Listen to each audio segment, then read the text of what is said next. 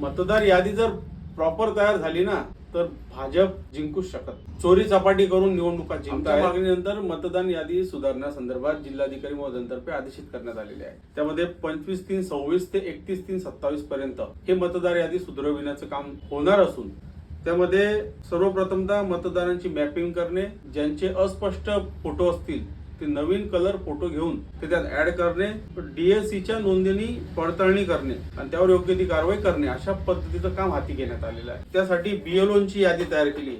शहरभर म्हणजे आता फक्त धुळे शहरापुरता मर्यादित नाही तर धुळे जिल्ह्यातील 5ही विधानसभांमध्ये सर्व यादींची कामकाज सुरू राहणार आहे. तर त्यामध्ये बीएलओ हे धुळे शहरासाठी बीएलओ दिलेले आहे. यांचं जे काम आहे त्यातून कार्यमुक्त करून यांनी फक्त मतदान यादी सुधारविण्याचं काम करायचं आहे.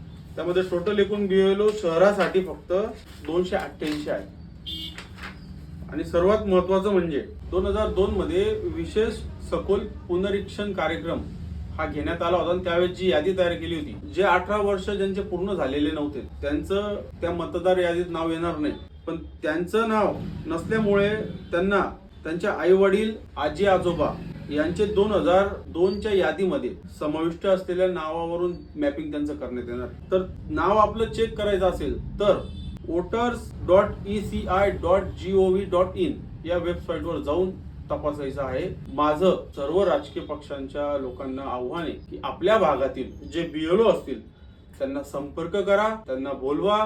प्रभागातील जे खोटे मतदान आहे, जे इथे राहत नाही, म्हणजे XYZ व्यक्तीचं घर असताना त्या घरात एक्स्ट्राचे नावं असतील, फोटो ब्लर असतील, फोटो नसतील, पत्ते खोटे असतील किंवा पत्ते नसतील, तर ह्या कालावधीमध्ये या बीएलओंना सोबत घेऊन घरोघरी जाऊन ते मतदान नाव ऍड करा किंवा जे जास्तीत जास्त ते डिलीट करा. जे मयत झाले असतील ते सुद्धा डिलीट करून घ्या.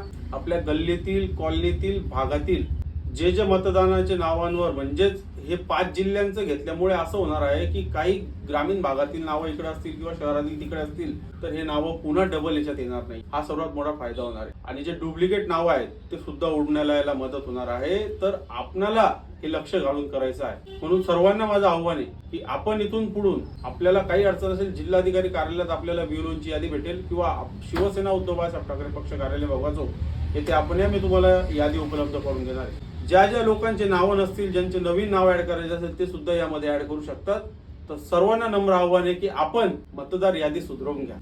मतदार यादी जर प्रॉपर तयार झाली ना तर भाजप जिंकूच शकत. सगळे जुमलेबाज चोरी चपाटी करून निवडणुका जिंकतायत. त्यांना रोखायचं असेल तर हा सरळ मार्गाने आपल्याला वेळ देऊन यादी ही चांगल्या पद्धतीने तयार करूनच आपल्याला जिंकता येणार आहे. तरी पण आमची निवडणूक आयोगाच्या कार्यालयास विनंती आहे की हे सर्व करत असताना मतदान कार्डाशी आधार कार्ड अपडेट करणे आणि प्रत्येक मतदाराला थंब सक्तीचे करता येईल का यावर विचार करावा, जेणेकरून लोकशाही पद्धतीने मतदान होईल आणि निवडणुका ह्या लोकशाही पद्धतीने संविधानाने आखून दिलेल्या चौकटीनुसार पार पडतील. धन्यवाद. जय हिंद, जय महाराष्ट्र, जय शिवराय.